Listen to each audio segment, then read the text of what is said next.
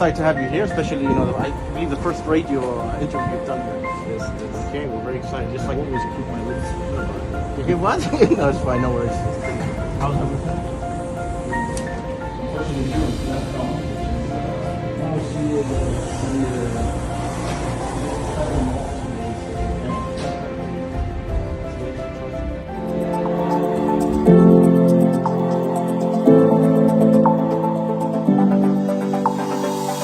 The Diplomatic Perspective.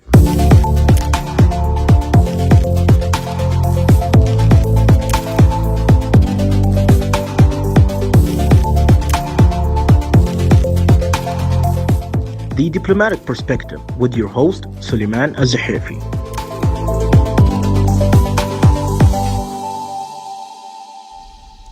Hi, welcome ladies and gentlemen to yet another episode of your favorite show, The Diplomatic Perspective, with your host, Suleiman Al-Zahafi.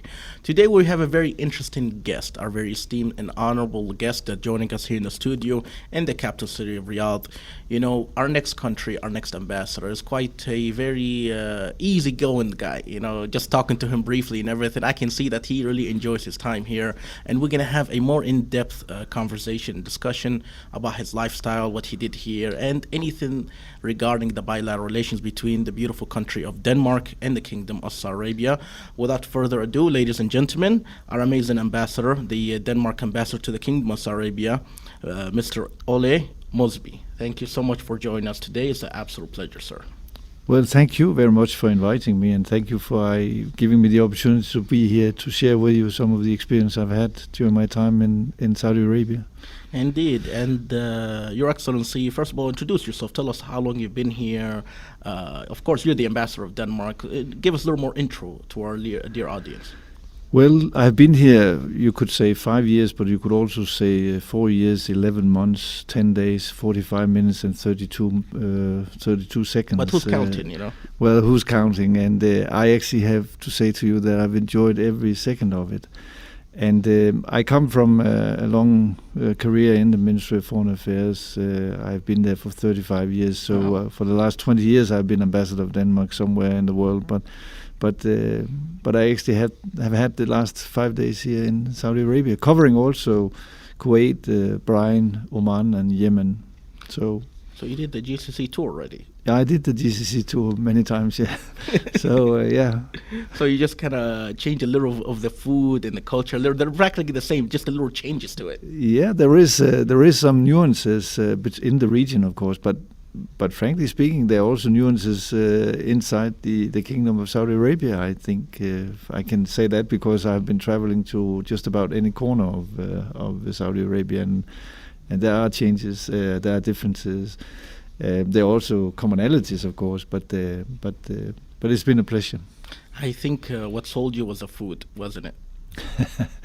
Well, in Denmark, we are world famous for the food in Denmark. Maybe you don't know, but we actually have the world champions of food at the moment. It's a Danish restaurant in Culinary.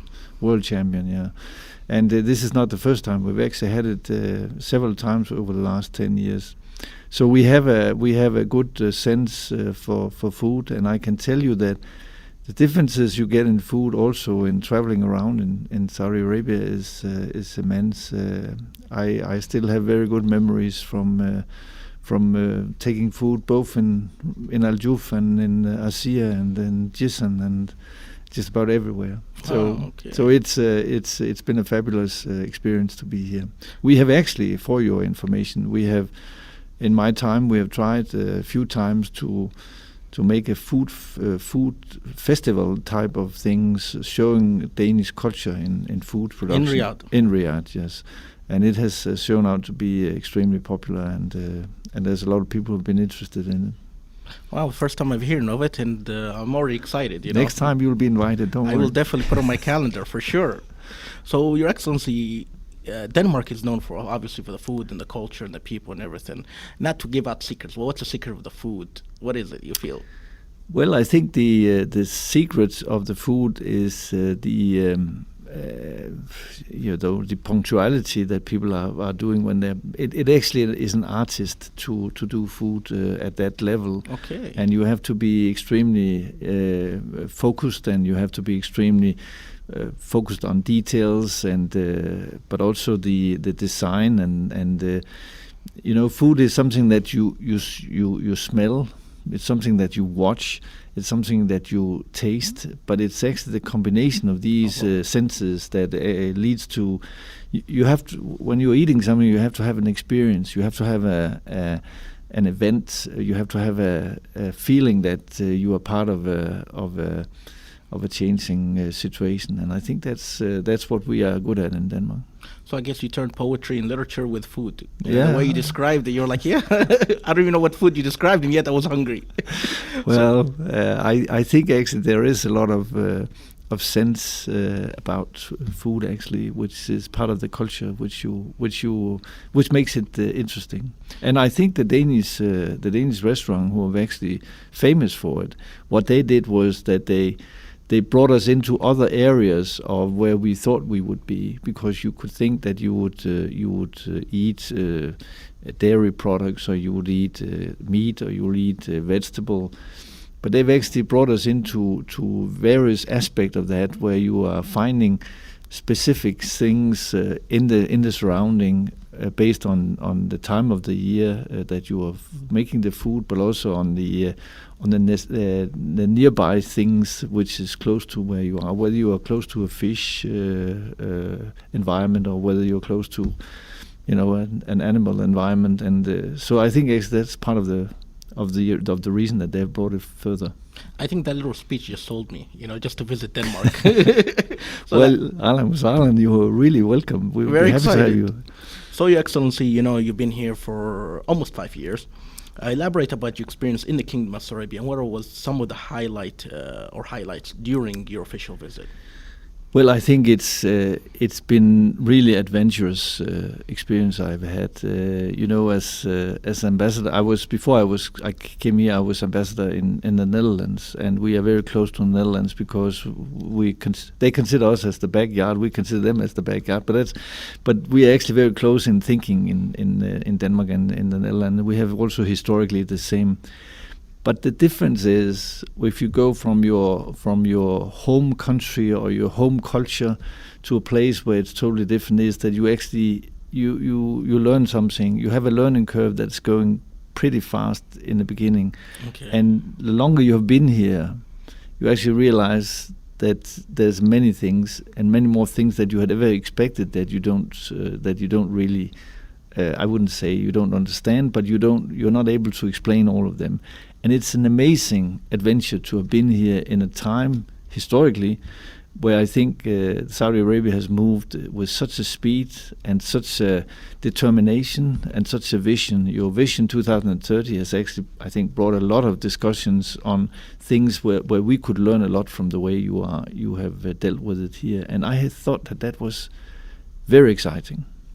Okay, very excited to hear that, actually, because I'm sure, Denmark has a lot of achievement itself, and I think Saudi Arabia is trying to definitely go into the future. I'm sure you've seen many of the changes. But next question, Your Excellency, discuss further regarding Denmark and the Kingdom of Saudi Arabia, bilateral cooperation and the importance of such relation, because I know there's many, many years of deep-rooted relation between the two nations. Well, we've had diplomatic relations since 1975. So we've actually, we are close to 50 years anniversary soon to come, and I think the development that we have seen in our bilateral relations has just been amazing, and I think that part of it is because we also have things that we can share with you that we in our history have experienced. But I think also there is a better and bigger understanding also that we can learn a lot from what is happening in Saudi Arabia. And I think the development which you've seen is tremendous. I can give you an example. My embassy is by a Danish architect called Henning Larsen, who made that in the middle of the 80s, and he became very famous for not doing our embassy, but for doing the Ministry of Foreign Affairs here in Riyadh, and he was the architect. He was an architect on that, and then he actually duplicated it when he did the embassy that I'm living in.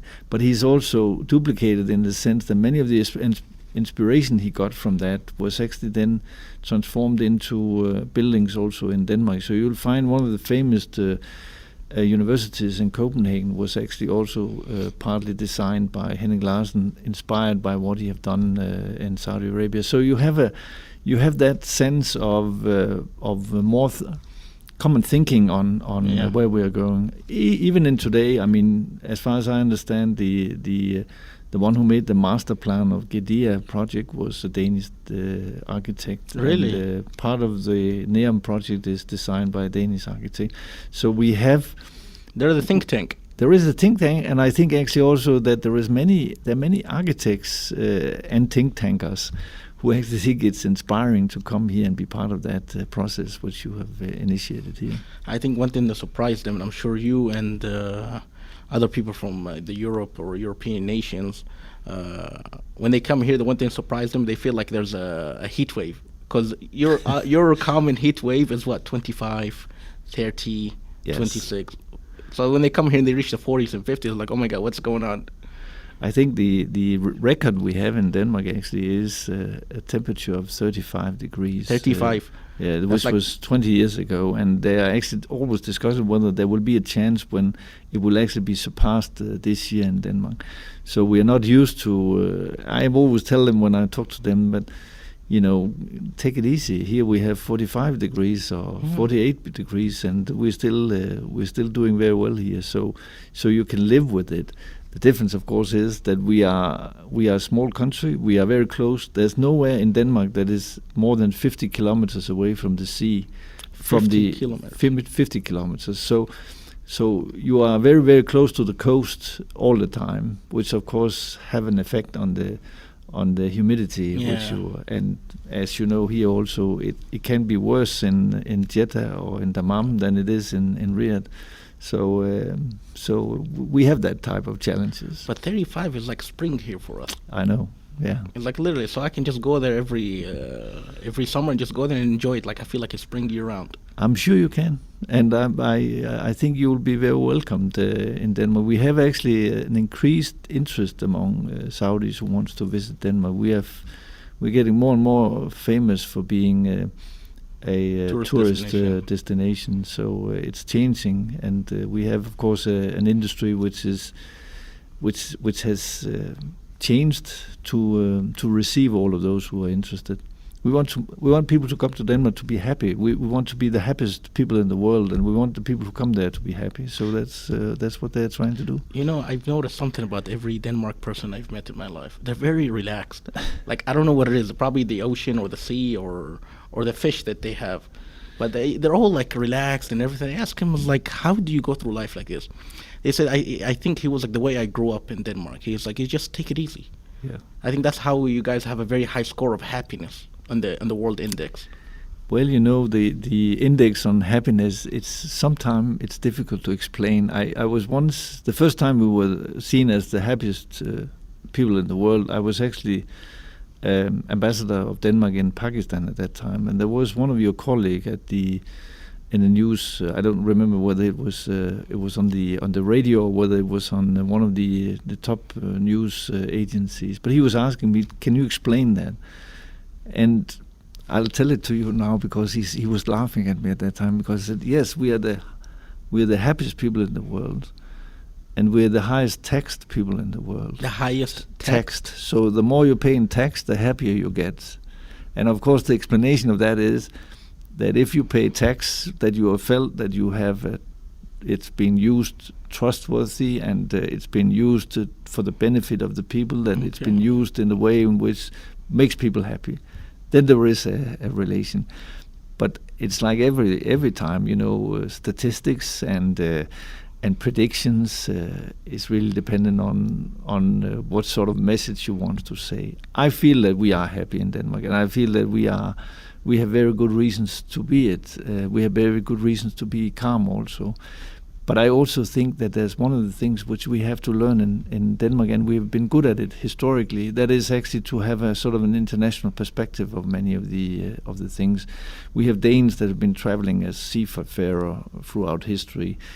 So just by learning on that way, I think is a way of also making people happy and be able to better understand what is happening in the world. I think that's important. That's a good perspective, Your Excellency, because I've heard many nations around the world that they pay higher in taxes, but they say everything is covered for their life. Healthcare, education, everything. Is that what you meant? Because Denmark, I wasn't aware they had high taxes, but I guess that's a reason why they're very happy. Everything's taken care of. Yeah, they are taken care of, and I think we have a combination of being flex in the sense that we have demands for people on what we expect them to do, but we also have a flex security, meaning that irrespective of if it then goes wrong, then you're actually on the secure platform. So that type of flex security is what we actually think that we are good at. Gives you a sense of security, Even a sense of security. So no wonder you're always very calm. You're always relaxed. You have Plan B. Yeah. If Plan B doesn't work, we have Plan C. Plan C always works. Yeah, it does. That's how it is. What's your Plan C? No, my Plan C is to see what I'm going to have for dinner today, of course. But yeah, Your Excellency, that was a very good perspective. I never really thought of that, but it does make sense because of the index of their happiness in Denmark. You discussed briefly about the future and stuff. What does the future hold in possibilities regarding the bilateral relationship between Denmark and the kingdom? You mentioned that you want to increase tourism, you want to increase a lot of the trade and stuff. Elaborate more on that, please. Well, first of all, I think there is actually a big perspective of increasing tourism. I think the fact that you have now opened for visa administration here in Saudi, I can tell you that is going to. There will be a lot of Danes that when they are actually getting to the point, they will come here. My friends, my families, everyone who has been here has really been. They're sharing the views that you should, if you really want to see something, you should go to Saudi Arabia, and that's going to happen. The other thing, of course, is that the Minister of Energy was presenting a year ago that on the Middle East Energy Initiative that Saudi Arabia is not only going to be the biggest oil-producing country in the world, but also the biggest energy-producing country in the world. What does that mean? That means that he would also focus on renewable energy, and that's an area where I think Denmark can actually be a good partner. We have the biggest wind farm is a 415 megawatt wind farm in Al Juf, and that is actually Danish technology that they are using. So I think there is a lot of things we can do on solar and hydrogen and on wind in Saudi Arabia. Thirdly, I think the area of food, we are the most prominent on what we call organic food in Denmark, and you were talking about food. But that's an area where I think many of the younger people are actually more focusing on that. So the fact of trying to create a food security in this part of the world together with modern organic food development is something where I think we could also have a good cooperation. And then I would say also that we have historically a long tradition in the medical field, in the pharmaceutical industry, which are very active here. And one of them is actually focusing on either diabetes or obesity, and some of them are focusing on dermatology, but they're actually famous for doing it worldwide. And I think that the prospect of that is something which also would generate a lot of interest partnerships here. And then finally, just to make sure that I think actually there are many of the Danish company, I'm trying to persuade them, come to Saudi Arabia not only because it's a market, come to Saudi Arabia because it could also be a basis for your production. That's true. Produce the wind turbines here in Saudi Arabia, produce the medical, the pharmaceutical things here in Saudi Arabia. That will bring you further. But that requires, of course, also that they get a strong commitment on their Saudi partners on both sides. Otherwise, they'll think of other places to put the productions and the investments. So that's where I feel that it's Huge moving. potential. Yeah. You said the same thing as many other ambassadors and everything, but it seems like the Denmark people or the Danish people, they already had a lot of strong foothold already here in the Kingdom of Saudi Arabia. I wasn't aware of some of the stuff, the architect, the building, the turbine in Tabuk, if I'm not mistaken. So that means what we see was they're already here. They just need to be developed and kind of develop and increase the relationship even more. Now, speaking about development, you mentioned about Vision 2030. How do you see the recent 5 years progress that is happening here in the Kingdom of Saudi Arabia? A lot of the stuff that we had here in the Kingdom of Saudi Arabia was not available 10 years ago, or was not like entertainment and everything. How do you see it since you've been here for roughly about 5 years? I think it's been fantastic. I can actually tell you that I was my very first impression was when I was at the first Future Investment Initiative that took place in October 2017, in which His Royal Highness the Crown Prince he didn't make a speech because he didn't have a manuscript. He was actually being interviewed, and he was being very frank in saying what he thinks that was in the prospect of the Vision 2030. And then if I look at what has happened since then, you can read in the newspapers on a morning, I think it was in January 2018, that now there was it was actually already in October 2017, there was a picture of females sitting in the stadium celebrating your National Day in September.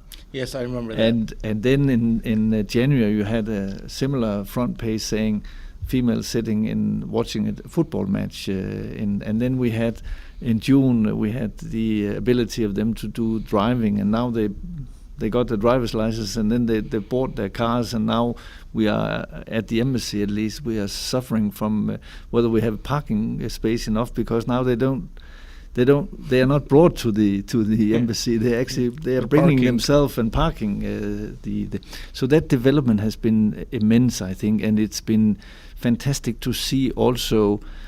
If you're talking about social life, when I came here in 2017, I don't remember there was a cinema, but now I don't know if there's 25 or 45 cinemas in Riyadh. All I know is that they're actually showing some of the international movies also. So it's been a fantastic development that you've seen.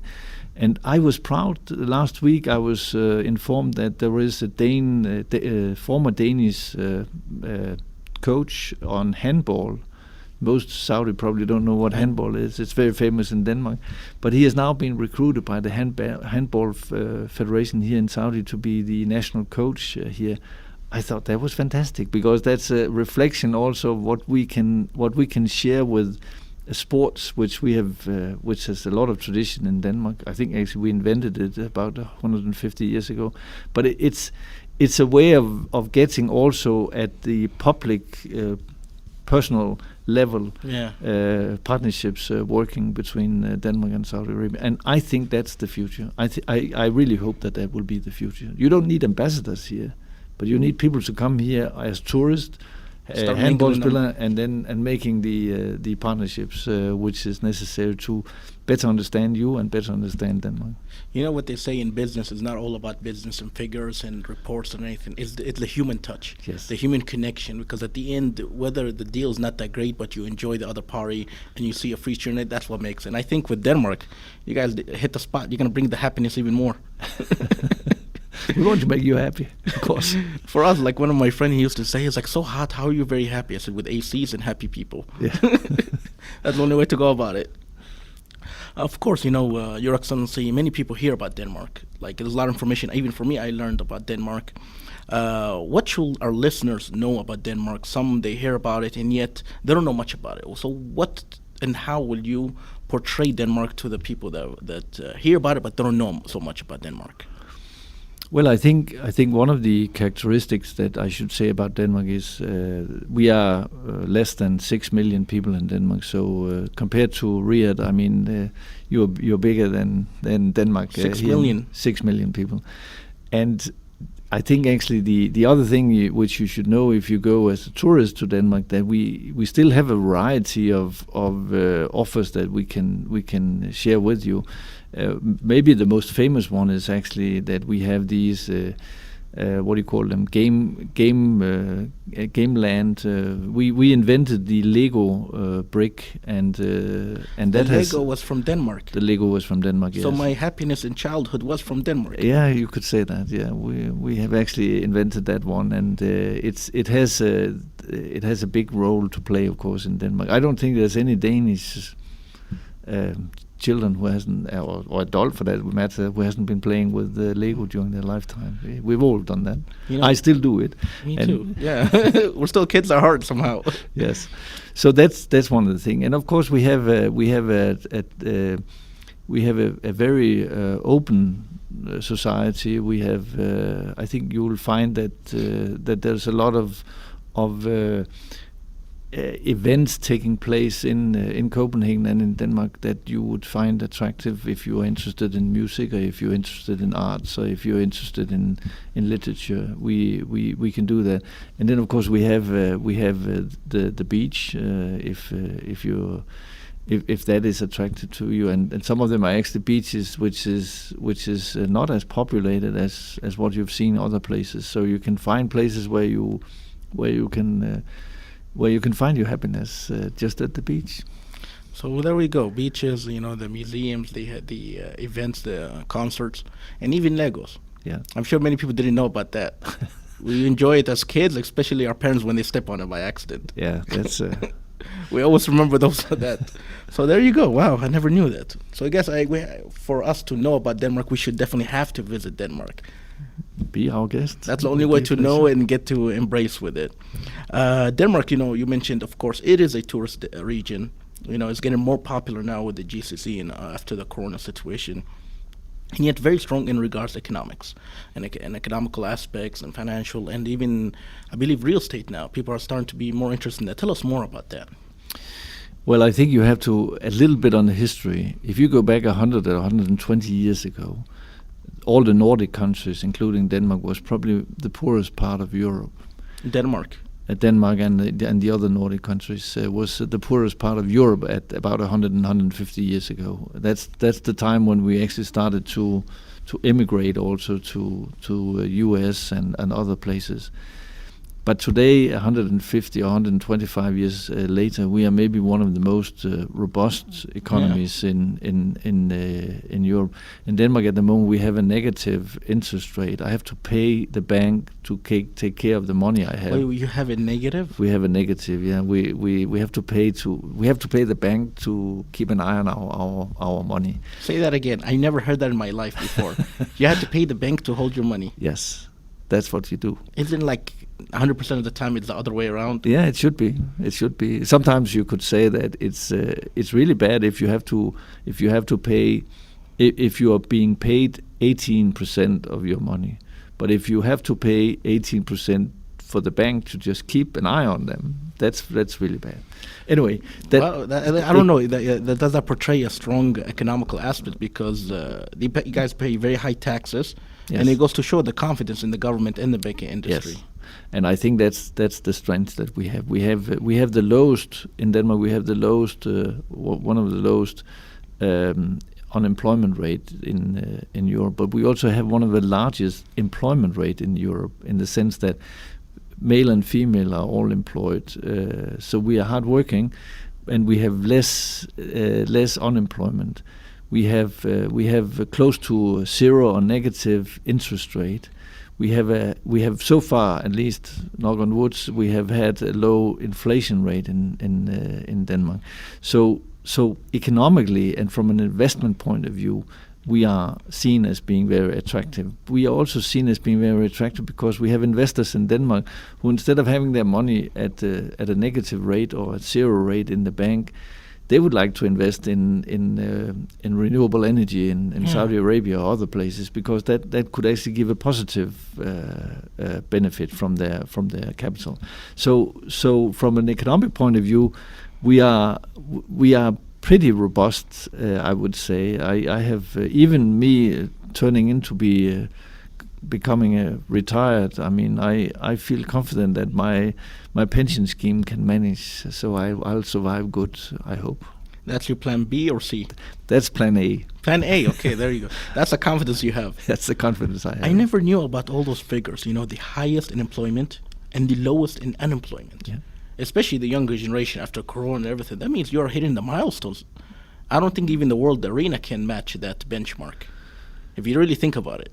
No, I think you're right. I don't know the other, but I think actually I feel we're very proud that we have it that way, and maybe it has to do also with what I was talking about on flexicurity. Yeah. If you lose your job one place, you can maybe travel 50 kilometers and find another job, and yet if that takes a month or 2 months, you are covered by the security system we have.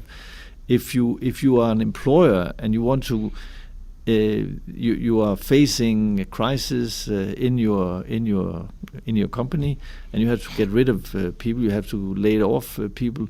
You can do it easily in Denmark because you know you can do it, and yet they are still protected. So nobody is going to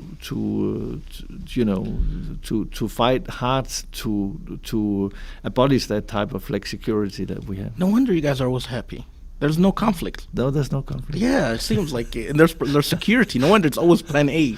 Plan A always works somehow. Yeah. Okay, that makes very sense. I'm more surprised than a lot of the people that I'm sure they visit Denmark. Okay. Your Excellency, you know, you've been here for 5 years. Tell us something. What surprised you the most coming to Saudi Arabia? What was something you felt like it was an experience or an adventure, or anywhere that you traveled, you would like to share a story with our listeners? Well, I think actually, of course, the perception of Saudi Arabia in many places is that we are talking about a sand desert and a camel.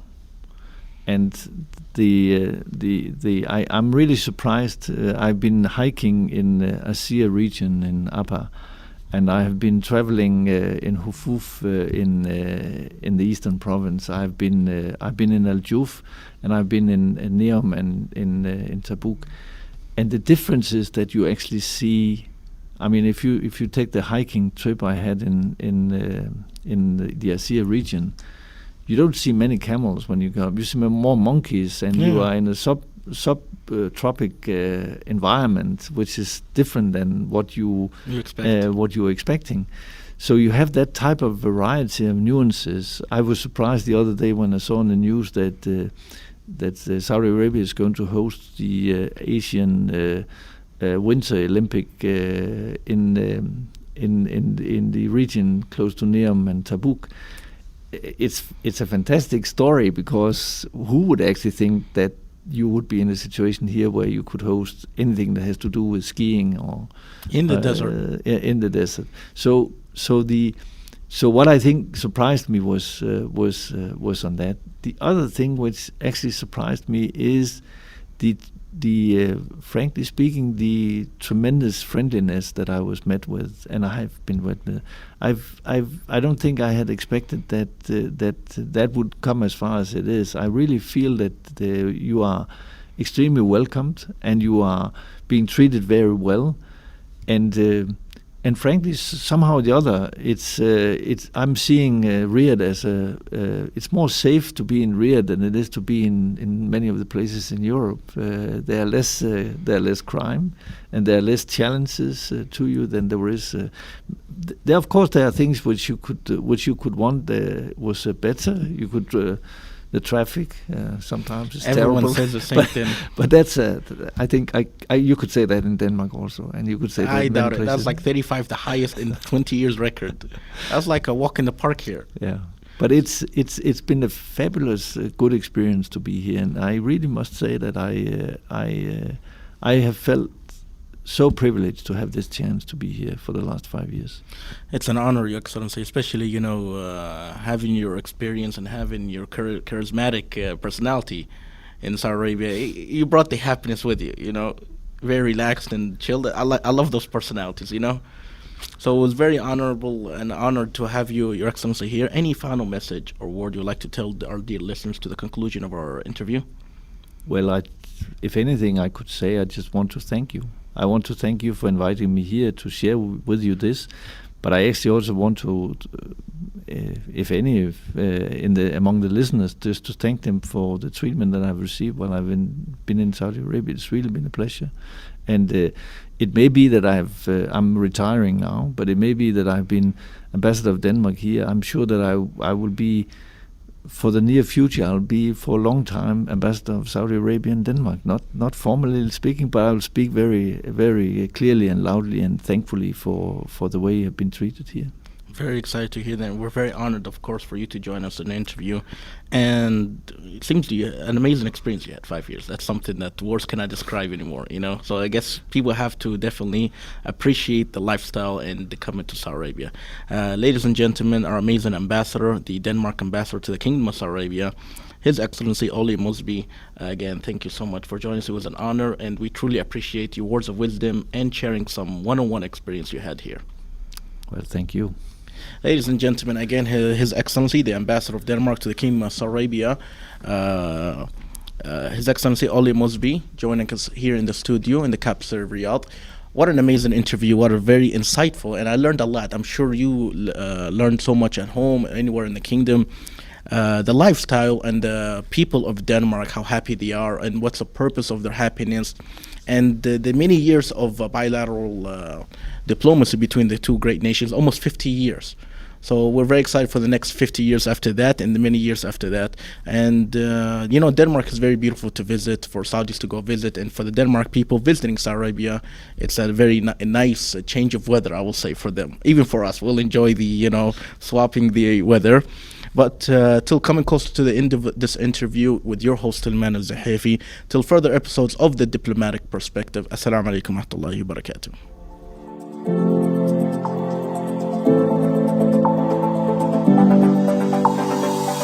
The Diplomatic Perspective.